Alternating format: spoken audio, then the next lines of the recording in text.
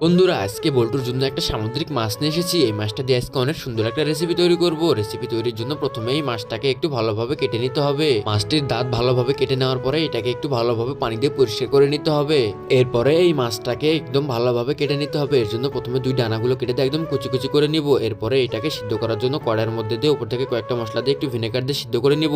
এই তো আমার মাছটাও সিদ্ধ হয়ে গেছে, এবার রান্না করা যাবে। এবার রান্না করার জন্য প্রথমে কড়াইয়ের মধ্যে তেল দিয়ে দিব। এরপরে আমার পরিমাণ মতো সব মশলা দিয়ে দিব। দিয়ে উপর থেকে একটু জিরার গুঁড়া দিয়ে কিছুক্ষণ একটু নাড়াচাড়া করে নিতে হবে। এরপরে একটু বেশি করে পানি দিয়ে দিব। পানি দেওয়া হয়ে গেলে আমার সিদ্ধ করা মাছটা এর মধ্যে দিয়ে দিব। দিয়ে উপর থেকে একটু লবণ দিয়ে দিব। দিয়ে একটু সয়া সস দিয়ে 3 রকমের সস দিয়ে একটু ভিনেগার দিয়ে এটাকে রান্না হওয়ার জন্য কিছুক্ষণ একটু ঢাকনা দিয়ে ঢেকে দিলে আমার রান্না হয়ে যাবে।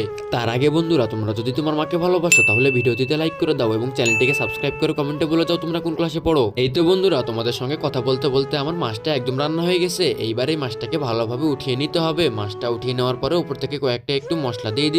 তাহলে আমার রেসিপি একদম রেডি হয়ে যাবে। বল্টু, একটু খেয়ে দেখো তো কেমন হয়েছে। হ্যাঁ দেখি তো। আরে বা, আমি মেয়েটা তো অনেক সুন্দর খেতে। আমি তো এই মাছটা আগে কখনো কিনি নাই, এখন থেকে প্রতিদিন নিয়ে আসবো। প্রতিদিন নিয়ে আসবার তুমি আমাকে রান্না করে খাওয়াবে। আচ্ছা ঠিক আছে, তুমি কোনো চিন্তা করো না, প্রতিদিন নিয়ে এসো, আমি তোমাকে প্রতিদিনই খাওয়াবো।